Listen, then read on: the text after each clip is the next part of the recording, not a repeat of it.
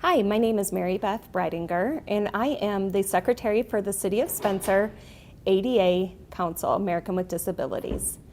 We are a caring group of individuals who meet once a month to improve the lives of those with a disability.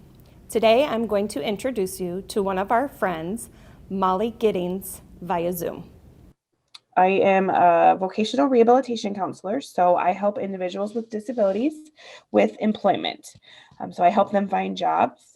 And when I was born with a disability called spina bifida.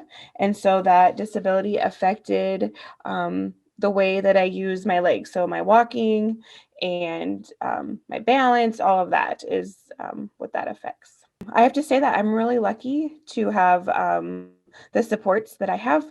I have really great parents that always made things work. So if I needed to go to a friend's house or go to college, all those things, they were always there to help me through that process. I'm pretty independent, and I owe that a lot to my mom and dad because they made me do it. So it was expected, and there's no excuses, and you get to do it. So my friends, I have amazing friends. I have lots of friends. Everybody will say that everywhere we go, everybody's like, "Oh, Molly, you know Molly," and so I think that helps out with my job. And now my husband, he's 6'4", 300 pounds, so he can carry me wherever I need to go, really, and help me upstairs. Those types of things. We adopted 3 kiddos through like DHS, and they're 13. Aiden is 13, and Ariana is 11, and Nora is 6. So, there's different things that they've had to kind of learn about having a mom in a wheelchair, and so I think it's been good for them to understand those things as well. So the challenges, probably the biggest thing is because I use a wheelchair, is being able to maybe get into certain places like people's houses, and maybe certain offices sometimes, like for my work, maybe aren't completely accessible, or the snow really is not very much fun. In high school, I didn't use my wheelchair all the time. I would walk. And so not all the time, like bathrooms and stuff weren't always accessible for me, or to different high schools. Like you would go to different high schools, and so you'd have to figure out where the accessibility would be. So I guess that was probably my biggest challenges, is just making sure that everything's accessible for me to get around, and maybe not being able to do like everything my friends would do. Like being in sports and that type of thing, especially when you grow up in a small town. That's kind of what there is to offer. And so instead, I would do like being a manager. And so that's how I stayed involved in things. We would figure it out. For marching band, I did, somebody would push me in my wheelchair versus so then I could participate. So there's lots of things that you just kind of you have to think of different ways to do things. So, and that's kind of what we did. People are surprised that I drive. That's a big one.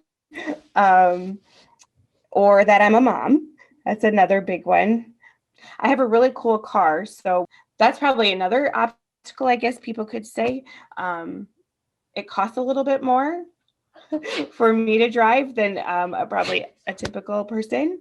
I have hand controls in my car, and so all the levers are attached to my gas pedal and my brake, and so you push in for brake and down for gas. And so when I was learning how to drive, when I was 16, 14 in there, I forgot which one was which, and so yeah. Luckily, I live on a farm, or I lived on a farm. So I used to have a van, and I'm sure you guys have all probably seen a van open up and the ramp comes down. Well, the Suburban that we got, actually the whole side of the driver's side, the driver and the passenger behind me, it comes up, and then this little ramp thing comes down, and then I hook on, and then I go back up. So the Suburban works really a lot better in bad weather. and stuff. So that's kind of why we went that route. Way back in the day, I was a part of my track team in high school. And so I got to have a special not motorized. I wish it would have been motorized. I would have won more. No, I got to have a special racing wheelchair is what they call them. And so it has like 3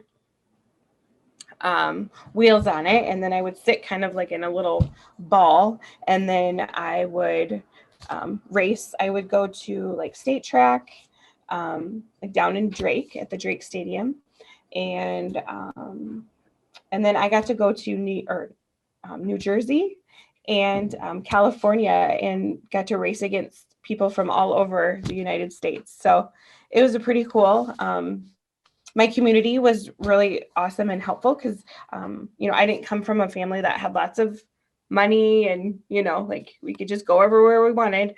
So my community really made it possible for me to get to do all of those things and go to all those places. So lucky enough, I married a construction worker. So he's able to do a lot of those things at our house for us. I have an extra low countertop.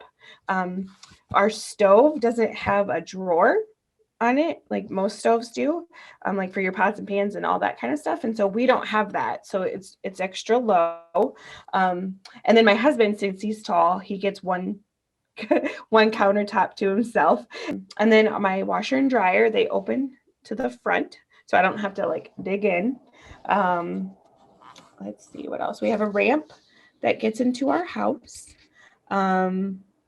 Our bathroom, it has a shower, it just has a shower. There's no bathtub, and it actually came that way. So it worked out pretty well. And then there's just a seat in the bathroom. My wheelchair does take air in it, just like a bike tire.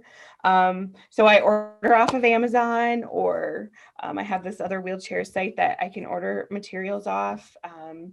So if you run over a thumbtack, it really is not a good day. So I tend not to have thumbtacks running around where I work. I can get a new wheelchair every 5 years. And so I go up to St. Paul, Minnesota, and they take care of all of that for me. So they measure me, and yep. And so when it comes, that's why they have to order it and everything. And then when it comes, and I get to try it out. And I mean, it's really light. It's only about 22 pounds, I think. My wheelchair is. And then my seat that I sit on, because you have to make sure you don't get sores on your tuchus. And so I have a seat that has air in it, so it actually pumps just like my wheelchair tires do. So I've lost a couple seats because they've popped. And so I go to the doctors in Rochester about every year, so that I'm staying healthy, and like my kidneys are good. That's what they kind of check. And so I have to do that once a year, which is fine, and everything's usually healthy. Now, when I was little, I would have lots more surgeries, like on my feet and my back and those types of things. And so that's probably, as I've gotten older, knock on wood, that there hasn't been as many like medical needs. So I've always liked talking. I don't know if everybody's noticed that, but I've always been able to communicate with people. And so I knew I wanted a job that was going to help others and take care of people. And I've had lots of really good role models along the way to do that. And a role model can be anybody. Mine were my parents and my school nurse. She was really awesome at getting me involved, especially for the track stuff. The administrator of the local nursing home, her son and I were in the same class. And so she kind of helped me get my first job with the nursing home. And so I took the CNA class to be a nursing assistant. And so then I was hired on to help with like feeding the residents and handing out their snacks and their nightgowns at night. And so, that taught me a lot about the elderly. And that's kind of what I really thought I was going to be doing, was working with them. I'm not. And so now I work with high school students that have disabilities. And then I worked at a pizza place in Armstrong as well. And so there I was able to communicate and, practice customer service and all of that. So I think I just knew that I was going to do something with people. So ask before you try to help.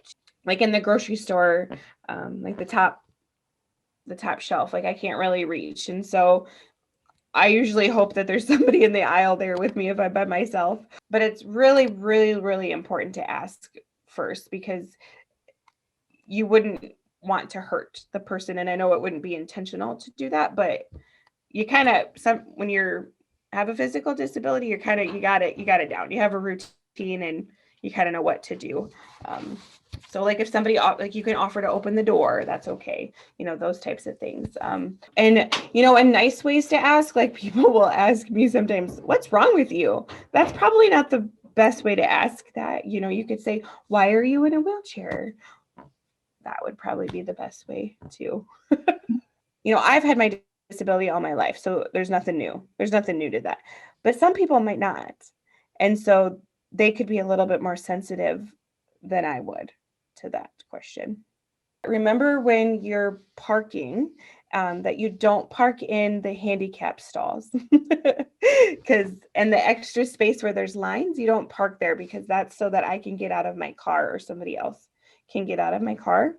And probably my other biggest pet peeve is when I go into a bathroom and there's 7 stalls available and the person is in the handicap one that doesn't need it. So those are because I need to go to the handicap stall, and that's the only one that I can go to, but the other person could have went to like the other one. So just remember that when you go to the bathroom the next time. I can only really remember one time of somebody actually like making fun of me to my face, or else. And then on the flip side, people will probably say that they don't even see my wheelchair. Like they don't even know that, they kind of forget that Molly's in a wheelchair. One of the things is I don't let it bother me, because I was born this way and this is how it's going to go.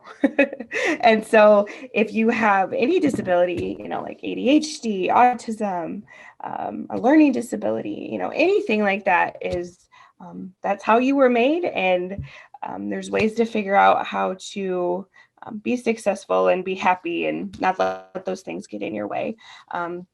But going back to the bully question, the sad thing is that I'm 38 years old and I still remember the day that happened. And so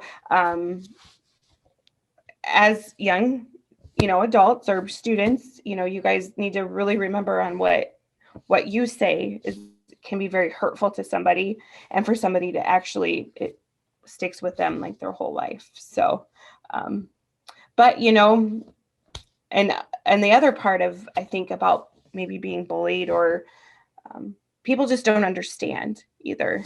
It's your job, it's my job to educate people on disabilities and how it's okay. And that's just how life is, and you keep going. So